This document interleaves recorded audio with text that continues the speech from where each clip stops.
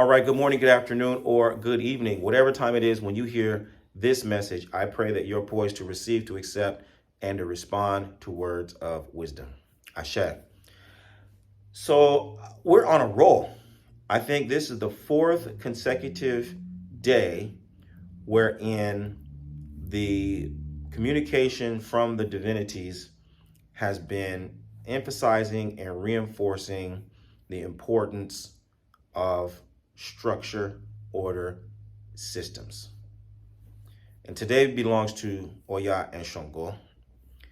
And so, of course, the two of them have given their message. And as is typical, the messages support and reinforce one another. And I want to share the brief summary of those messages in a minute. But before I do, I'm reminded of something that I see in Nigeria. And everybody who's been to Nigeria can attest to this. One of the things I love about being in Nigeria is seeing the young children move freely. I remember most recently, I was in Abeokuta and I'm standing out in front of the chief's compound, and it's pretty early in the morning, maybe 7:30 or so. And as I'm standing there and I'm just watching the people come and go, there's this little boy. He was not more than 3 years old. He was little, tiny. And he had his backpack and his little uniform on. And he was walking to the preschool by himself. By himself. And I just watched him walk all the way down the street and, bend the corner and go to the school. And then later on in the day, not that day, but some other day, I'm doing the same thing. And I see this little guy leaving, going back home. And of course, there's multitudes of other children, 5, 7, 8, 9, 10 years old, doing the same thing. They're coming and going. They're very independent. And if you've been to Nigeria, you know that this is the case. And I thought, wow, look at how much freedom and independence these children have. I remember when I was little, we were like that. There was a lot of children moving out and about, once upon a time here in the United States. And I thought, wow, it's really great to see them do that. But then I also juxtapose that against seeing the children in the shrine when we do ceremonies. And when you get on Ifa time, the ceremonies go long. But the children are in the ceremonies and they are totally composed. They are totally well behaved. They're not screaming. They're not flipping and flopping. They're not knocking things over. They're not screaming and having fits in the middle of the floor talking about, I want to go home. They're not becoming hysterical because they're hungry and it's time to eat and it's hot. None of that. None of that. So it's interesting to see that these children have all this latitude and all this freedom, but at the same time, they're very, very composed when they need to be, right? And so I think about in my own lived experience, like I said, I grew up in the era when children ran free. And I lived in a neighborhood with a lot of children, so we would be out playing games and stuff, totally free. However, I was a latchkey kid. I grew up in a single parent household, right? I was raised by my mama, like probably 60% of my friends. And when we were out and about, we were free on our own time. But then when we went home, there was nobody there either. And so much of our lives was unstructured. Too much of our lives, in fact, was unstructured. Okay? And this is something that I see bearing itself out in the lives of adults today. One of the biggest struggles that our people have, quite honestly, in the tradition and in the practice, is that we don't love structure. We don't delight in the discipline. It cramps our style. For the most part, it cramps our style. We feel only the constraints of culture and order and structure and discipline and regiment and rank. We only feel the constraints. We don't feel the comfort. We don't feel the security, right? We don't feel the confidence and the reassurance and the protection that goes with structure, right? And those two go together. Yes, the structure of the system, the formality of the system will cramp your style. It will disallow you from doing certain things. You can't just talk anytime you want to talk. You can't just talk to people any way you feel like talking to them. It doesn't matter how strongly you feel something or how much you disagree with this or that. This is your place. This is your role. This is your duty. This is what we're doing right now. Fall in line. Period. That's really difficult for us, right?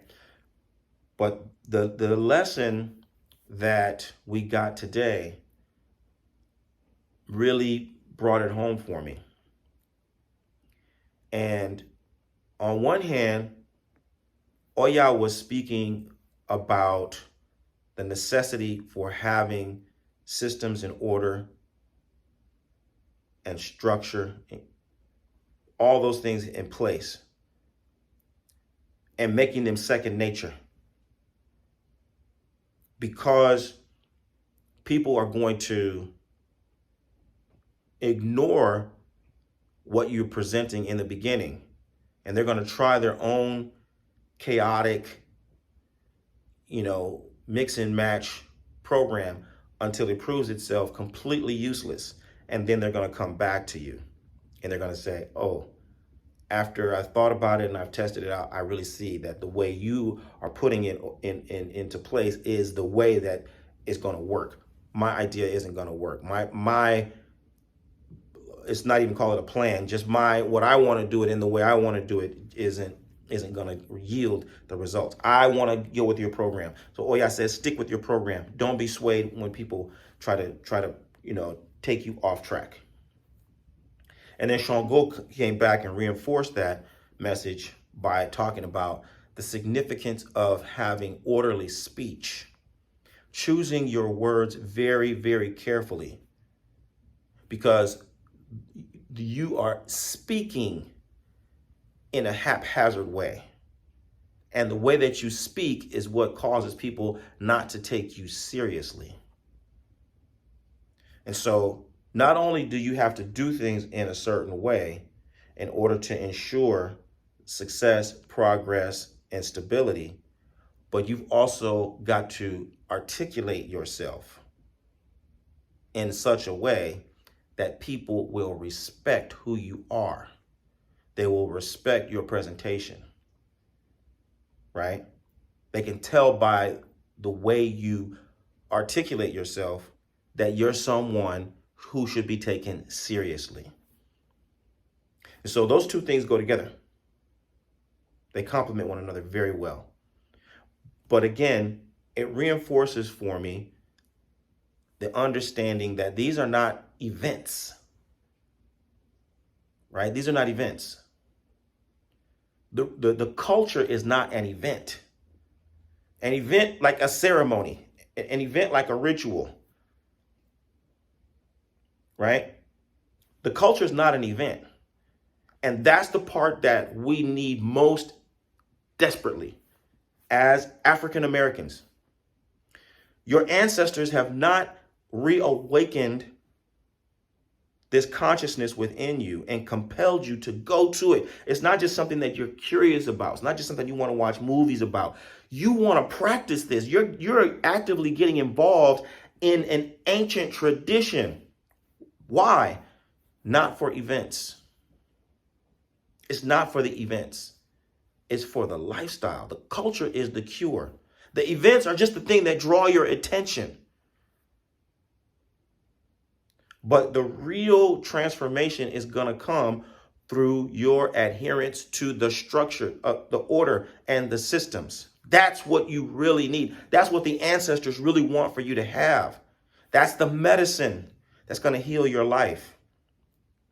So look beyond the events. Look beyond the bright colors. Look beyond the ceremonies. And start paying more close attention to the little details. How you do things. How do you wake up in the morning? What is it that you must do on each day? How is it that you're communicating with one set of deities and another set of deities and another set of deities? For some deities, you sit down. For other deities, you kneel. Another deity, you stand up. What does that mean? What does that signify? You offer certain things to the divinities in an order. There's a sequence.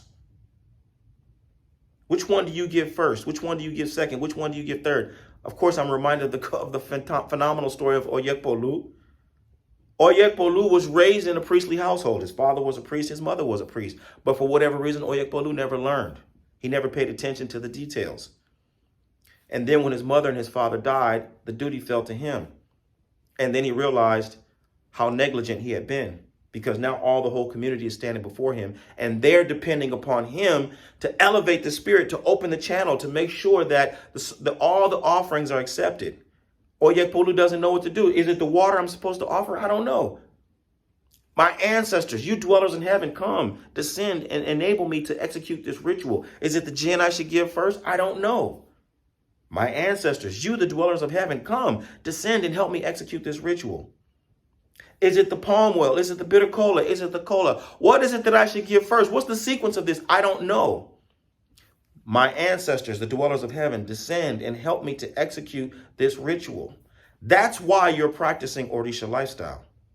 Because in everything that you do, not just how you conduct rituals, but how you manage your money, how you manage your diet, how you manage your image, how you speak to people in public. Everything that you do is governed by the same systems, order, and structure.